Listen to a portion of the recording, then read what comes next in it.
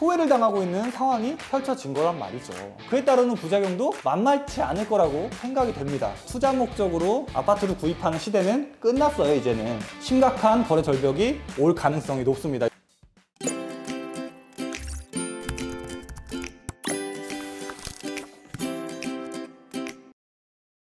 안녕하십니까.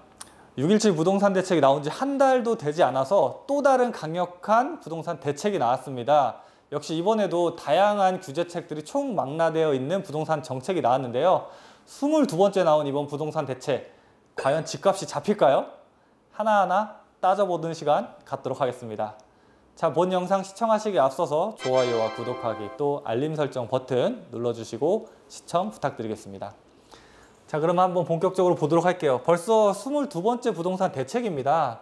정말 뭐 끊임없이 나오고 있어요. 부동산 정책이 계속해서 규제를 하는데 이번에는 과거보다 좀 강력한 것 같습니다. 이제 하나하나 어떤 정책들 나왔는지 간략하게 짚어보면, 자, 생애 최초 특별공급 확대됐고요. 신혼부부 특별공급의 이 소득 기준이 완화됐습니다. 자, 이 부분 좀 눈여겨보셔야 되는데, 이렇게 특별공급이 확대되고 신혼부부에 대한 특별공급도 소득 기준을 완화시켜준 이유가 뭐냐면, 현재 이 조정지역에서는 85제곱미터 이하의 주택을 청약할 때 100% 가점제로 하죠. 이렇게 하다 보니까 이제 문제점이 드러나기 시작했어요. 자, 어떤 게 문제냐?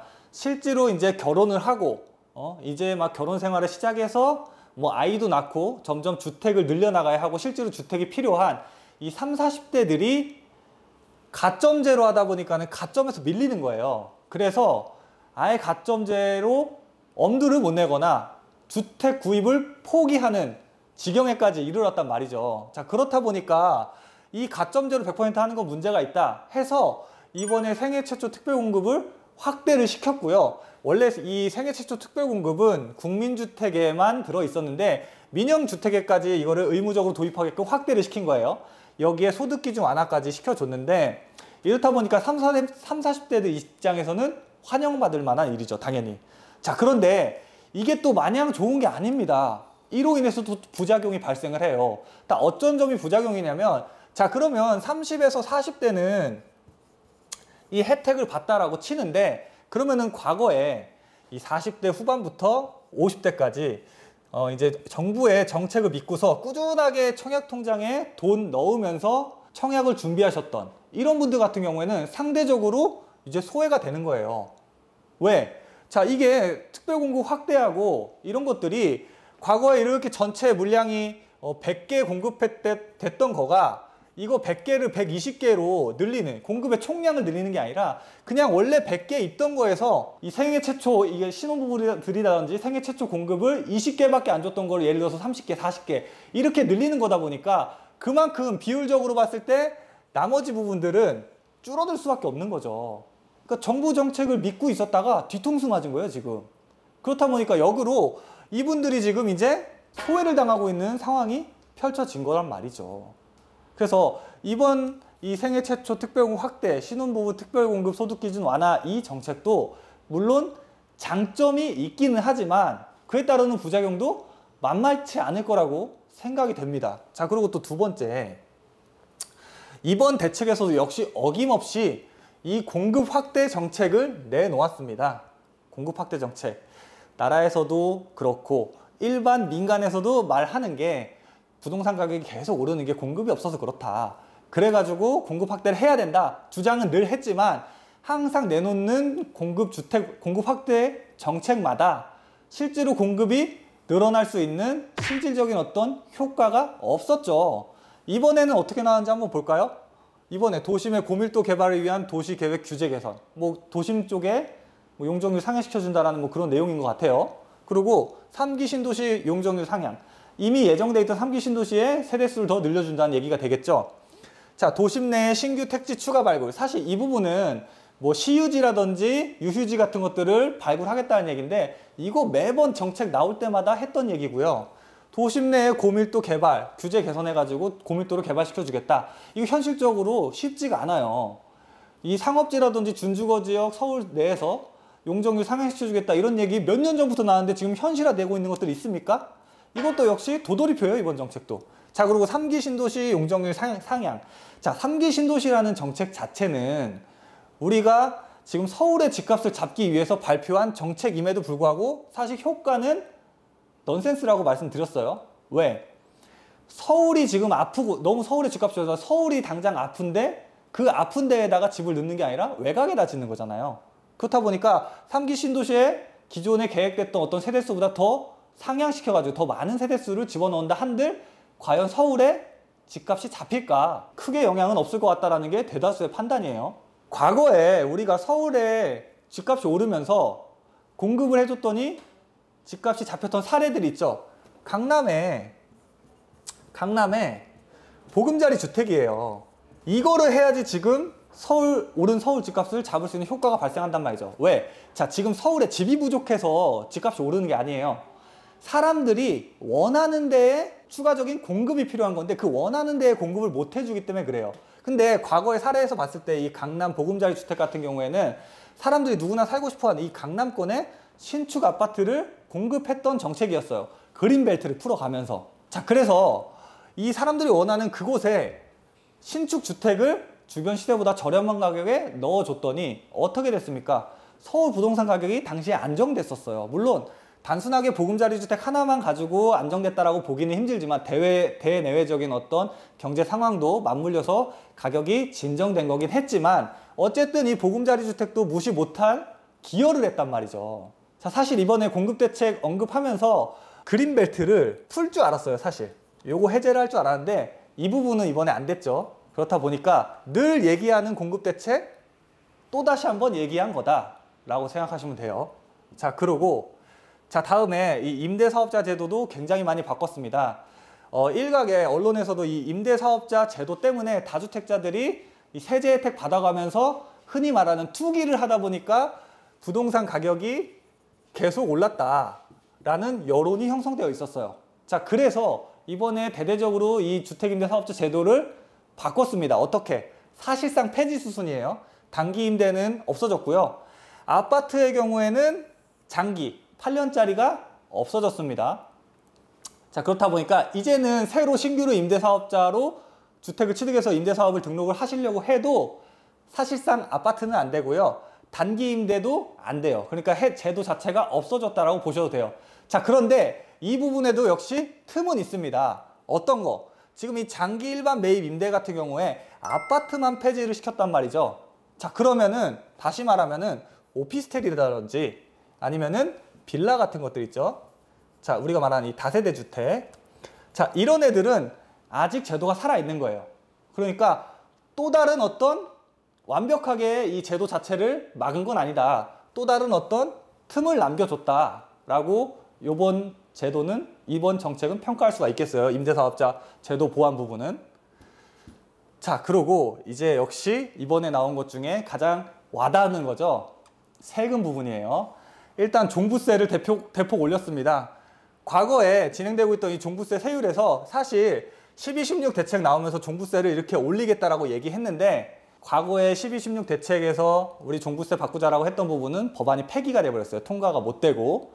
그래서 이번에 새로 국회가 바뀌면서 21대 국회가 들어서면서 이제 민주당으로 대폭적으로 국회의원들이 당선이 됐죠. 그렇다 보니까 새롭게 개정된 이 규정을 냈는데 이 개정된 종부세를 보면은요.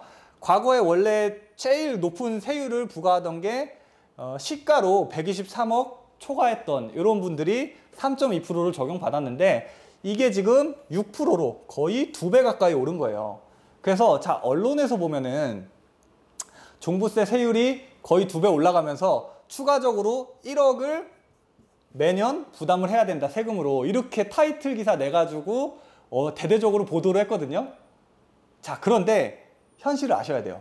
종부세라는 거는 전 국민의 1%만 내는 세금이고요. 그리고 지금 이렇게 다주택 중과가 하는 거는 3주택 이상이면서 이 조정대상 지역 내에 2개의 주택 이상을 소유하고 있어야지 이렇게 다주택 중과가 되는데 이렇게 중과되는 비율은요. 이 중에서도 0.4%밖에 안 돼요. 중과되시는 분들은.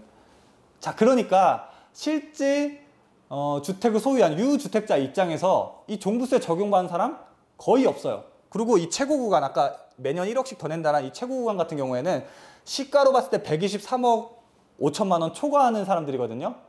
말 그대로 어마무시하게 부자인 분들이에요. 저런 분들 매년 1억씩 세금 더 낸다고 해서 집 팔까요? 과거에도 많은 부동산 대책 나오면서 종부세 꾸준하게 강화했지만 시장에 물건 나오지 않았어요. 자, 세금으로 막는 데에는 한계가 있다는 얘기죠. 그래서 이번에 이렇게 대대적으로 종부세도 강화하긴 하지만 영향은 크지 않을 것 같다. 이렇게 이번 종부세 인상 부분도 이해하시면 좋을 것 같고요. 자, 다음으로 이제 단기에 부동산을 사고 팔고 할 때 양도세 세율을 이번에 인상시켰습니다. 과거에는 이제 40%, 50%, 40% 이렇게 됐었는데 이제는 1년 미만이면 70%, 1년에서 2년 사이면은 60%로 단기 세율을 올렸어요. 자, 이 부분은 영향이 있을 것 같습니다. 이 부동산을 매입해가지고 단기 매매를 주로 해가지고 이 사고 팔고 하는 이런 분들 때문에 부동산 가격이 들썩였던 부분이 분명히 있거든요. 이런 단기 매매는 어느 정도 근절이 될 걸로 예상이 돼요. 사실 세율 1년 안에 70% 팔면 70% 세금 내면은요 남는 게 거의 없어요. 내가 들인 어떤 시간과 노력 대비해가지고 나에게 거머쥐는 어떤 남는 이런 부분들이 너무 적다 보니까 이런 부분에서는 조금 효과를 볼 것 같아요. 이번에 단기 매매에 대한 양도세를 늘린 거는.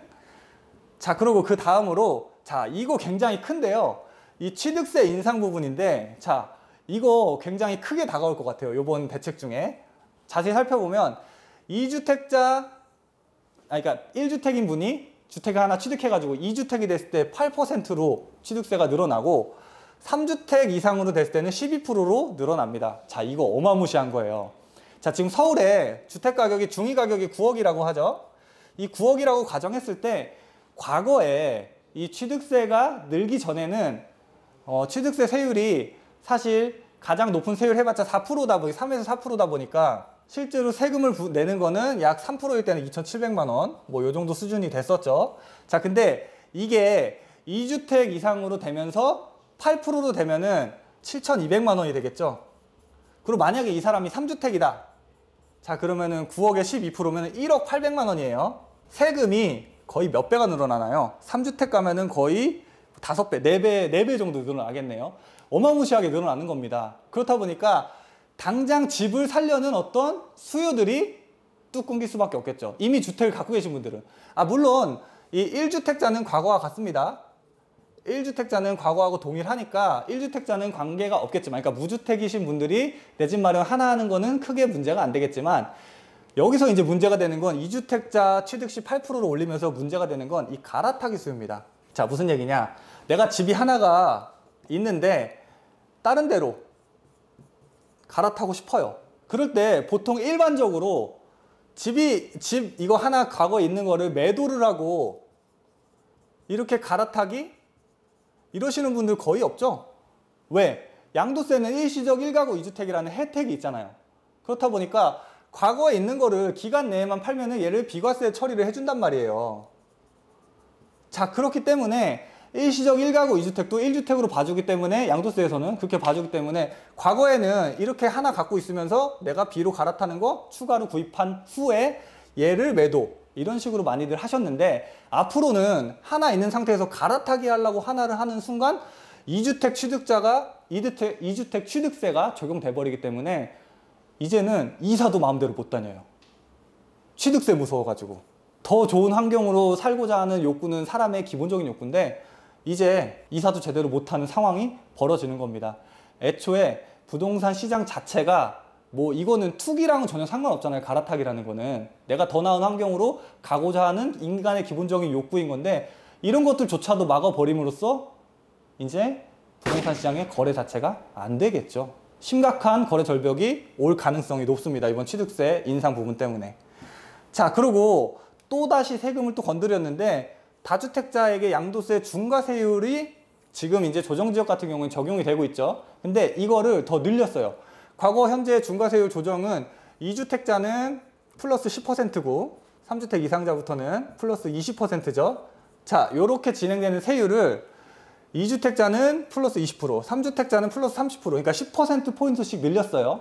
다주택 중과에 세금을 더 중하게 매기겠다라는 건데, 자, 여기에서도 경과 규정으로 경과 규정으로 다주택자에게 퇴로를 열어주겠다라고 해서 실제로 이 세금, 중과세금이 적용되는 거는 2021년 6월부터 적용시키게 돼 있어요. 그러니까 1년간 유예를 시켜준 거예요. 근데 이렇게 1년간 경과 규정을 주면서 유예시켜 준다라고 해서 시장에 물건이 나올까요? 자, 양도세에서 중요한 건 물론 이 퍼센테이지, 몇 퍼센트 증가되느냐, 다주택자들 입장에서 이것도 중요한데 일단 중과가 되는 순간 뭐가 문제가 되냐면 이 장특공이 문제가 돼요. 장기보유 특별공제가 중과하면은 적용이 안 된단 말이죠. 그래서 작년 같은 경우에 12, 16 부동산 대책에 올해 6월 30일까지 만약에 주택 팔게 되면은 중과도 안 시키고 중과가 안 되기 때문에 장특공도 적용해 주겠다 이랬었죠. 이제 이거는 끝났어요. 이거는 끝났는데 이렇게 혜택을 줬음에도 불구하고 시장에 물건 많이 나왔나요? 물건 거의 안 나왔어요. 버티기에 들어갔어요. 근데 경과 규정이라고 나온 게 과거 규정 적용할게. 우리 12, 16에서 얘기했던 것처럼 이렇게 특례 규정이 아니라 과거 규정. 그러니까 즉 중과는 시키되 중과를 덜 시킬게. 이거를 퇴로라고 열어줬다는 게 말이 됩니까? 장특공 못 받아요. 즉 전혀 효과가 없을 거다. 이렇게 다주택자 중과세율 인상하잖아요. 더 잠겨요. 안 팔고 버틸 겁니다. 정권 바뀔 때까지. 앞에 취득세율 인상한 거와 마찬가지로 부동산 시장을 얼어붙게 만드는 요소밖에 안 되는 거예요. 이번 이 양도세 중과세 인상되는 것도 그렇게 보시면 좋겠고, 그래서 이번에 이런 7월 10일 부동산 대책이 나옴으로써 앞으로 시장은 어떻게 될 것이냐, 강력한 빙하기가 올 것입니다. 아무도 안 움직일 거예요. 이제는. 왜? 사는 데에도 부담되고 팔라고 해도 다주택 중과 때문에 세금 부담 높아지고 하다 보니까 아까 제가 우스갯소리도 취득세 부분에서 이사도 못 간다라고 했죠. 아예 일체 거래가 없을 거예요. 기존 부동산 시장은 아예 거래가 없을 거고요. 오직 움직이는 건 이 청약 시장만 활발하게 움직일 가능성이 굉장히 높아졌습니다. 기존 부동산 이제 거래가 안 돼요. 세금 때문에. 자, 그리고 두 번째, 역시 아직도 공급책은 미흡해요. 아직도. 기존에 했던 거 재탕식의 공급책이기 때문에 역시 여전히 공급책은 미흡합니다. 자, 그리고 이번에 이런 세금 혜택 또 임대사업자의 혜택을 축소하면서 또 다른 풍선 효과가 올 것으로 예상되는데, 자, 이거는 6.17 대책에서도 이 대출 규제 부분에서도 적용하면서 한번 언급을 했지만, 이제는 아파트의 어떤 투자 목적으로 아파트를 구입하는 시대는 끝났어요. 이제는 아파트 해봤자 세금으로 왕창 내야 되니까. 그래서 실제로 임대사업자 혜택도 살아있고 대출 규제도 적용이 안 맞는 이제는 대체주택의 시대다. 자, 구체적으로 대체주택이라고 하면 뭐 오피스텔이라든지 아니면은 우리 다세대 빌라 같은 거 있죠. 이런 상품들로 또 다른 풍선 효과가 몰려올 것으로 예상이 됩니다. 정책이 자꾸 이렇게 흐르고 있어요. 자, 보면은 이 큰 물이 있으면은 자금이라고 할게요. 이 자금이 부동산으로 현재 흐르게끔 돼 있어요. 근데 이 부동산으로 흘러 들어오는 자금 중에서 또 여러 가지가 있죠. 뭐 이를테면 뭐 아파트도 있을 수 있고요. 뭐 아니면 상가라든지 뭐 토지도 있을 수 있고요. 아니면 뭐 오피라든지 뭐 다세대 같은 것도 있을 수가 있는데, 이렇게 물길이 흐르는 데에서 과거에는 이 아파트 쪽으로 물길이 아주 강력하게 갔었단 말이죠. 근데 이 물길을 차단시켜 버리면은 부동산으로 들어오는 물길 중에 다른 인재대로 물길이 흘러갈 거예요. 애초에 이거를 차단시켜야 되는데 이거를 차단시킬 수 있는 방법이 없기 때문에 아직도 얘는 그대로 물길이 흐르고 있는 상황에서 한쪽 길만 이렇게 막아버린다면 이제 나머지로 물들이 흘러가겠죠. 자, 그게 앞으로 이렇게 대체주택으로 물길이 흘러갈 거라는 거죠. 자, 오늘 이제 새롭게 나온 이제 7월 10일 부동산 대책을 한번 평가해보는 시간 가졌습니다. 뭐 다양한 뭐 세금적인 혜택, 뭐 취득 때부터 보유 또 양도시까지 모든 혜택도 세금적인 어떤 규제도 강화시키고, 그리고 기존의 임대사업자가 가졌던 혜택들도 좀 폐지를 시키면서 전방위적인 압박이 들어간 상황인데요. 제가 봤을 때는 변하는 건 없을 것 같아요. 오히려 또 다른 데로 길을 찾아서 가는 사람들만 나올 것 같습니다. 자, 일단 대책이 나온 지 얼마 되지 않은 만큼 앞으로 좀 시장이 어떻게 변할지 좀 지켜보면서 앞으로 좀 새롭게 바뀌는 시장에 적응하는 좀 시간이 필요할 것 같습니다.